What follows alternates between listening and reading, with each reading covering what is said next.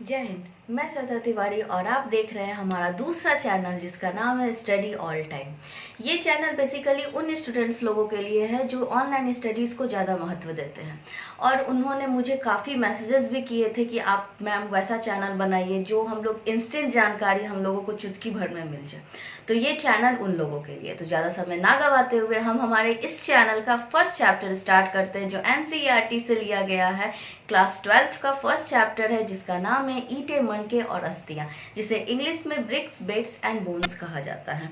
इस चैप्टर में सबसे पहले हम लोग जानेंगे संस्कृति शब्द के बारे में। अक्सर हम लोग हमारे परिवार में ये सुनते हैं कि संस्कृति शब्द ये हमारी संस्कृति है, ये हमारी सभ्यताएं हैं। आखिर ये हमारी संस्कृति सभ्यता कहाँ से आई है? तो संस्कृति सभ्यता का जन्म इंडस वैली सिविलाइजेशन के टाइम में हुआ था।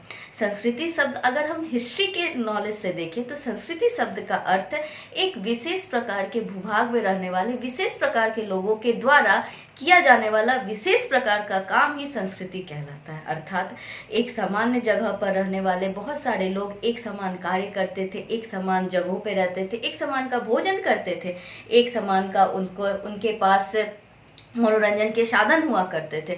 ये सारी चीज़ें मिलाकर एक संस्कृति, एक सभ्यता का विकास करता है, और उसे ही हम लोग कहते हैं इंडस वैली सिविलाइजेशन, यानी हमारी संस्कृति शब्द का अर्थ।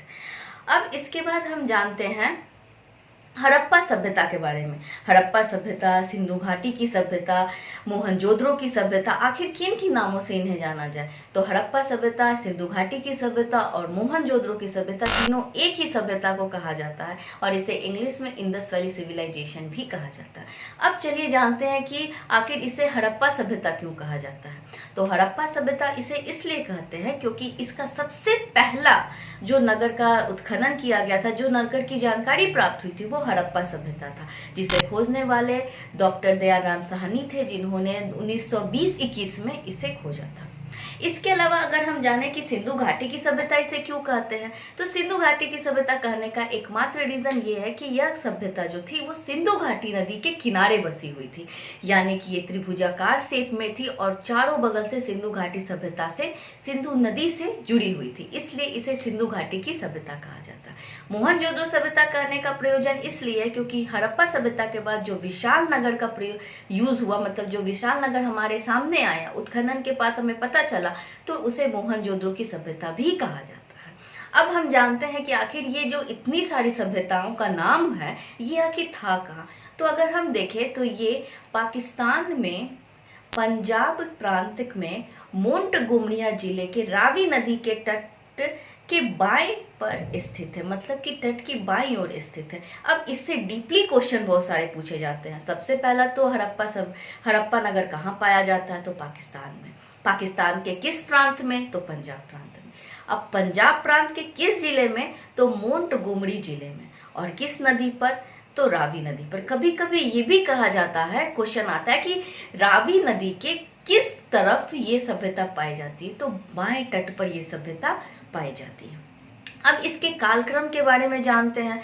तो सिंधु घाटी की जो सभ्यता थी वो 2600 और 1900 ईसा पूर्व के बीच में निर्धारित की गई है, और इस सभ्यता को सिंधु घाटी की सभ्यता कहा जाता है। अब इसके विस्तार के बारे में जानते हैं। तो आपको नजर आ रहा होगा कि इसका विस्तार प्रारंभिक समय में, इसका जो सबसे पहले जब ये सभ्यता खोजी गई थी, तो इसका प्रारंभिक विस्तार जो था 12,99,600 वर्ग किलोमीटर निर्धारित किया गया था, परंतु आधुनिक समय में अब इसका विस्तार जो है 15 से 20 लाख वर्ग किलोमीटर के आसपास माना गया है।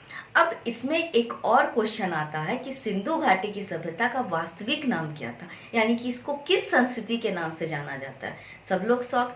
तो इसकी वास्तविक नाम जो थी सिंधु सरस्वती संस्कृति थी, यानी कि सिंधु घाटी की सभ्यता, हड़प्पा सभ्यता, मोहनजोदड़ो की सभ्यता, ये सारे उपनाम है। इसका वास्तविक नाम होता है सिंधु सरस्वती संस्कृति। अब इस सिंधु सरस्वती संस्कृति का भाई पता कैसे चला? तो इसके महान उद्भव का, मतलब इसके सूचना दिया था उनका महादेवन और विश्वनाथन द्वारा यह शोध किया गया था। इस शोध में उन्होंने 24,467 अभिलेखों का पता चला, और वो तो प्रारंभिक अभिलेख थे जिनका पता उन लोगों ने बताया। अभी के दौर में यह संख्या 3000 के आसपास जा चुकी है। और इसी से हमें पता चलता है कि सिंधु घाटी की सभ्यता या हड़प्पा की सभ्यता इसका उपनाम था, इसका वास्तविक नाम जो था सिंधु सरस्वती संस्कृति थी।